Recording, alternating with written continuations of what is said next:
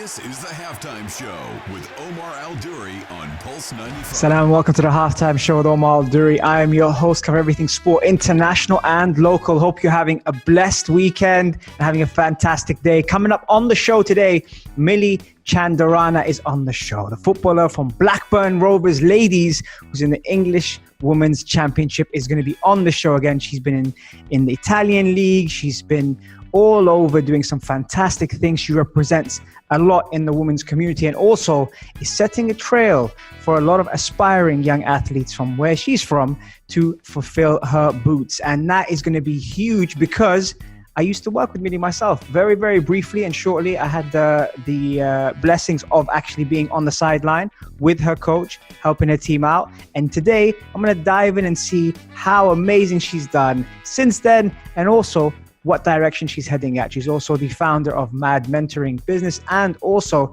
the co-host on the Beautiful Mind Game podcast. So stay tuned for more on the only place to be at 3, the Halftime Show on Pulse 95. This is the Halftime Show with Omar Al-Duri on Pulse 95. Salam and welcome to the Halftime Show with Omar Al-Duri. I'm your host, cover everything sport, international and local.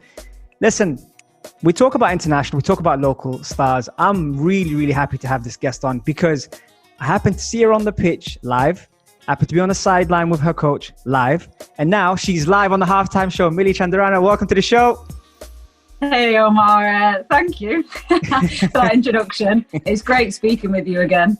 Oh, it's lovely speaking to you too. I must say, since I saw you in the UAE, since I saw you playing for Leone, I'm so proud of everything you've achieved, and I can't wait for the listeners to hear more about your journey. And on segment 1, we're talking about your journey.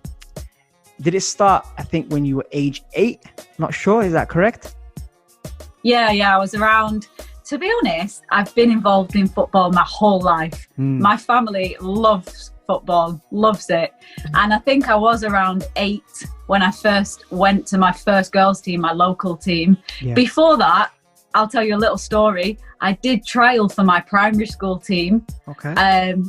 And they were all boys. And there was no girls before that. There was no girls playing in the school team. So we went to trial for this team. I think I was about 6 or 7 at the time. And then after that trial, the coach said to me, oh, maybe not this year, but there is a local girls team which you can go to. So we went training. And after a year, I tell you what, that boys team at primary school, they took every single girl that went training. They took us back straight away. Nice. And we were the main point of that team. And that's where it came from, really. Fantastic. Just shows you, doesn't it? Yeah, absolutely. And it's come a long way since. And what's really nice about your story is your roots, where you're from. The accent doesn't give it away either. You've got an accent. Tell the listeners, where are you from? And obviously, why it's important, obviously, for the aspiring athletes to kind of follow your footsteps. So I'm from Manchester, in England. And like I said, I've always been involved in football. After that, I went to the academy. So I did play for Manchester United Academy. After that, I went to Blackburn Rovers Academy. And I think for athletes around the world, it's so important that you start to play. Like, never mind all these academies and going through the stages, the progression. The first thing is to play football, right? Or whatever sport you like, just go and play your sport and then you can start to progress. But you've got to have that in you. You've got to want to play and then progress after that. Absolutely. And the name. Now the surname, Chandarana, is that right? Yeah, that's right. Where's that from? So I'm half Gujarati and I'm half white English. So yeah, half of my family is from Gujarat originally. However, my grandparents were born in Africa, in Uganda and Kenya. Nice. They came over to Britain. My dad was around 10 years old. And so he's had to work really hard. The whole family's had to work really hard. And now, you know what? He's fantastic. He's become so great in his life. And he's had a great life in Britain.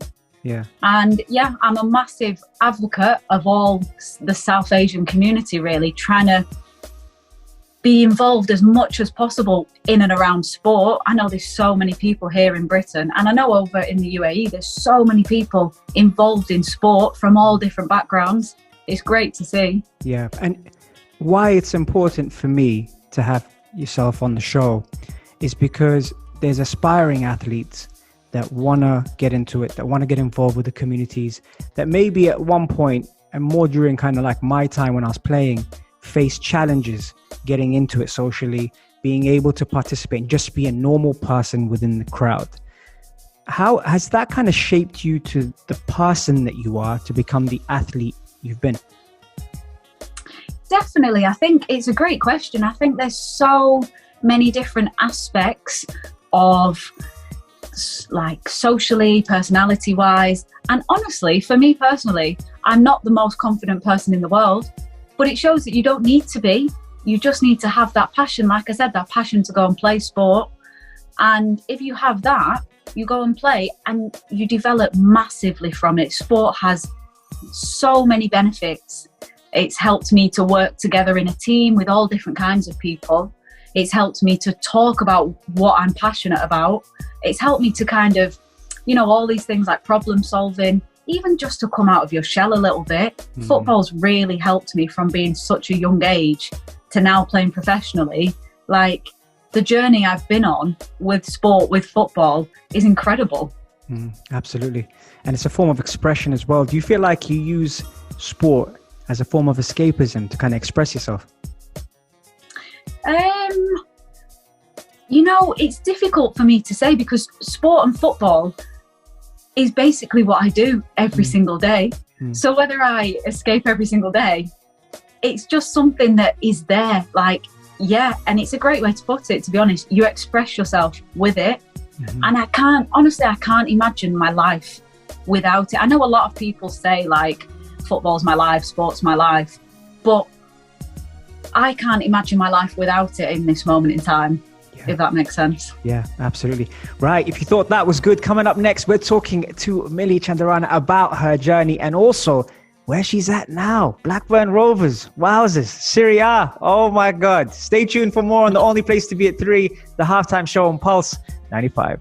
This is the Halftime Show with Omar Al-Duri on Pulse 95. Salam and welcome back to the Halftime Show with Omar Al-Duri. If you're kicking yourself for missing the show, don't worry, you can catch all of our episodes on Apple, Spotify, SoundCloud if you like a podcast, or head over to the YouTube channel Pulse 95 Radio, and we got some fantastic guests covering some really important topics from mental health to gut health and how important the brain is on performance and recovery. My cat's actually trying to get out of the room as well. There she's there. So anyway, for you guys who are tuned in and you're wondering who's on the show, Millie Chandarana is on the show. Someone I had the privilege of seeing grow, and she's shining all over the world right now. Millie, I gotta dive straight into it. You're at Blackburn Rovers now. That's massive. How was that experience? Have you settled in? I know it's been a while now. I know things have kind of, you've had to adapt since COVID. How has it been being at Blackburn Rovers? You know what? It's great.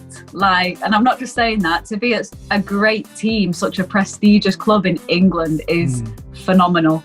I was actually at their academy for 4 years growing up, and to rejoin them after 6 years away, you know what, it's great because there's a lot of familiar faces as well there, and I have loved it. We compete in the second league of England, and I tell you what, from where the second league was 4 years ago, maybe even 3 years ago, to now, it's a completely different level. The level is enormous. The second league of England, the level is enormous. We compete against the likes of Liverpool, Watford, Crystal Palace, and all these girls from around Britain, from around the world now. They're pulling in people in the second league of England from around the world. And it's just incredible to have had the chance to play in this league, because I thought maybe it's too late. I thought maybe, you know what, English football is progressing that dramatically. It's difficult. Even in the third league of England now, teams are becoming professional in the women's game. Now that was unheard of 5 years ago. It was completely unheard of. So it's incredible to be in the thick of it, really. Yeah, and when I hear you say that, I think of footballers who probably were told they couldn't make it early on, your Ian Wrights, your Jamie Vardy's, that a lot of people said, nah, no chance, they're not going to make it. And look where they've come. And I think what I see here is a common pattern with yourself, that you're showing that, listen, if you look after yourself, if you stay in the right shape, if you stay in the right frame of mind, that you can make it to these teams. Yeah, definitely, 100%. And I think that with myself, that did happen. There was a point during my career when I thought, oh, maybe I can't make it. Maybe I'm going to slip out of it a little bit. But it took about 1 year, 2 years for me to really change my mindset and commit to the professionalism. Now, I wasn't professional during that time, but I committed to being a professional within myself. And then this was the final year I was in university. I committed to that professionalism every single day, even though I wasn't at all. And then after that year ended, I did get that professional deal over in Italy. So it just goes to show, if you're committed to it and you put the work in, 100% something good will come out of it. Absolutely amazing. Being in an environment like Loughborough and the reputation that it carries around the world, does that help shape your mindset as well in terms of staying professional, even when you're in different environments? It's a funny one, really. It's a great question. It's a funny one. Loughborough is amazing. It is the best place in the world for sport, like a fact. Yeah. And, you're around athletes every single day. You see someone walking into the uni, they could be a GB athlete, they could be a runner, they could be a boxer. Could be anything, could be literally anyone. And not only that, you see high profile athletes walking around as well. So of course it helps you to stay in that mindset. But I think that it's so important for you to do that as well, because at a place like Loughborough, because you are surrounded by so many high profile people, so many elite athletes, you've got to kind of stay switched on yourself. Can it be overwhelming? To kind of match that. That's what I'm trying to say. Yeah, definitely it can be overwhelming. Right. Definitely. And I think that for women's football as well at Loughborough, it's only just starting to grow. Right. It's only just starting to grow, and I'd like to see where it goes in the next 5 years or so. Like, I'm really excited for it. Coach of Loughborough, just throwing it out there in case future manager, England manager Millie. Starting to manifest it. I like the sound of that. Yeah. In Division 2, you never know in a couple of years' time. No, that's great. And I was looking at your things you've done, and just the names. You see Loughborough, you see Blackburn. You see all these things. What direction are you going at now? Have you because you're someone that comes across in terms of being intuitive, manifesting thoughts, manifesting beliefs, staying focused. Do you put it on a vision board? Do you put it on paper? Do you put it on the computer? How do you kind of channel that? It's funny really, because you would think that I had something I was aiming towards. Now, let's take football. Of course, every single day of my life, I'm aiming towards being better with football. And that is my priority at this moment in time. That's what I want to pursue. That's what I want to excel in. But I think that everything else behind it, all of my other hobbies, I'm just trying different things out at the minute. Like, who knows where you can go? If you're good at something, try it out. Yeah. And it might work, it might not. There's a lot of times, even this year, I've tried something earlier in the year and it didn't quite work out. I thought maybe I'll be interested in that, and it didn't quite work out. And now I'm developing other interests, other passions. And yeah, we'll see. Like, I'm going to try and explore as much as I can, and then try and channel it later in life. I think now is the time to just explore, have that one thing you want to go at, and then see where it takes you. Absolutely. Right. Talking about something you want to have a go at, we've got the fire round coming up next. I've had all sorts of footballers, coaches, fires, boxers, musicians on this fire round. So are you ready for this? I've got a lot to live up to. Stay tuned for more on the only place to be at 3, the halftime show on Pulse 95. This is the Halftime Show with Omar Al-Duri on Pulse 95. It sure is that time. It's the Halftime Show with Omar Al-Duri. I'm your host, covering everything sport, international and local. Millie Chandarana is on the show today, and we're about to put her through the fire round. Right, Millie, okay, are you ready? Yes, we'll give it a go. All right, great. So I'm going to throw anything your way in terms of topics, opinions. You tell me whatever you think of it. Could be a word, could be a sentence, and we're going to just go through it and have some fun with it. Here we go. The fire round with Millie Chandarana. Favorite cheat meal? Oh, cheat meal. Salmon. Favorite cheat meal? God, what do you eat normally? To be fair, that's my favourite meal. My answer is always salmon. Okay. Favorite footballer? Oh, favourite footballer? De Bruyne. Oh, good choice. Favorite coach?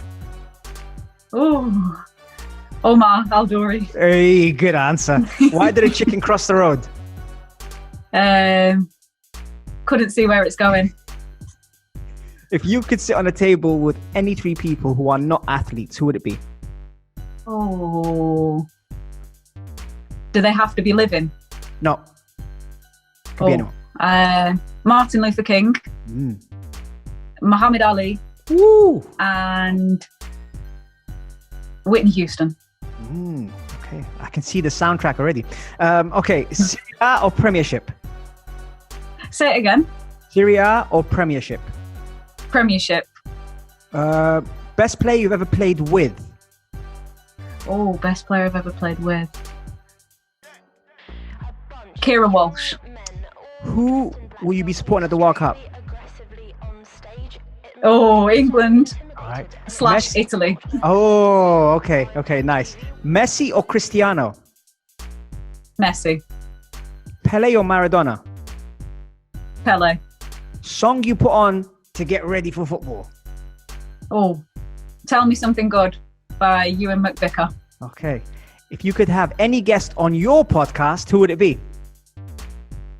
Oh,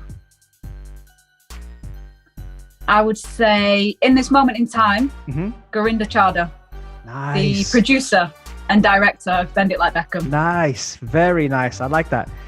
Leone.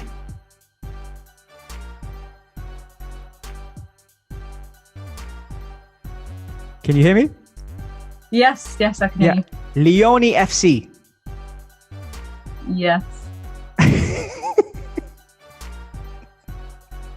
I've thrown her on the spot here. You are the champions of Dubai. I like that. Okay. Nike or Adidas? Nike. Mental health. Awareness. Nice. How do you reset? Meditation. Great word. Premiership or Champions League? Oh, Yep. Champions League. Grapefruit juice. Love it. Love it. Still have done my homework. Ice baths. Oh, don't like them. Favorite book? Oh, it's a strange one. One by Joe Dispenza. Okay. It's called Becoming Supernatural. Nice. Very nice. You got a five-a-side team. You're one of the players. Pick any four players. Anywhere around the world. Go. Messi. De Bruyne. Edison. Ooh. One more. And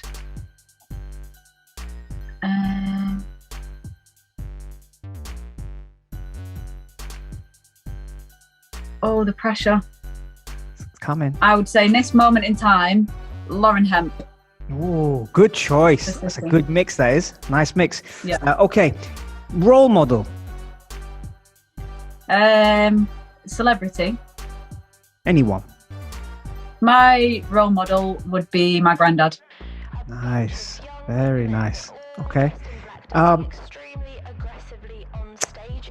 The team you wish you could play for. Oh. Real Madrid. You're white. I'm going to change it actually. Go on. Barcelona. Oh, what? Oh, scandal. Scandal on the halftime show. She's got the shirts already. Oh my God. This is going viral. I can see it now. And last but not least, your experience on the halftime show. Brilliant. Amazing. So much fun, actually.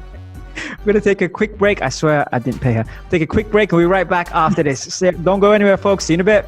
This is the Halftime Show with Omar Al-Duri on Pulse 95. Salam and welcome back to the halftime show. It's almost full time on the halftime show. And what a show it's been. The fire round is going to be controversy all over. If you haven't seen it, make sure you check out the YouTube Pulse 95 Radio. We flipped shirts. We flipped shirts, Millie. Oh my God, Millie. I'm going to get in trouble for that. Millie, before I let you go, where can the listeners and followers follow you? So you can follow me on my Instagram at Millie Chand. You can follow me on my other Instagram, my business Instagram, which is at The Mad Mentor. And you can also follow me on Twitter at Millie Chands as well. I also do host my own podcast, co-host my own podcast called The Beautiful Mind Game Podcast. It's a new upcoming project, what we are trying to pursue really. And it's about getting as many people who are extraordinary, but a little bit under the radar. We're trying to help voice those brilliant people of our country, of our world, let's say. We're just trying to get all those brilliant people on. So watch this space. It's a great upcoming project, the Beautiful Mind Game Podcast. Fantastic. Thank you so much for coming on the show. By the way, I listened to a couple of those episodes. You and Hamza are really good, man. I like the balance of that. Really, really nice. Imposter syndrome as well. Really interesting. Really like that one. Yeah. Thank you very much, Millie, for taking the time out. I know you got training. I know you got work. I know you got so many things. Really appreciate you coming onto the show. And hopefully when you come to the UAE, we'll have you in the studio as well. Yeah, fantastic. Thank you so much. Brilliant. Thank you, Omar. And that is it. That is full time on the halftime show. Remember, you can click on the show, Pulse 95 Radio. You can catch Millie. The whole interview is going to be live on the Pulse 95 Radio YouTube channel. Check it out, guys. Show some love and like and subscribe and all that good stuff. Me and Millie are signing out. Take care and have a fantastic day. See you guys. If you liked this episode of The Halftime Show, drop a like and subscribe. 95. Be sure to follow us on Instagram for all our daily updates and top stories.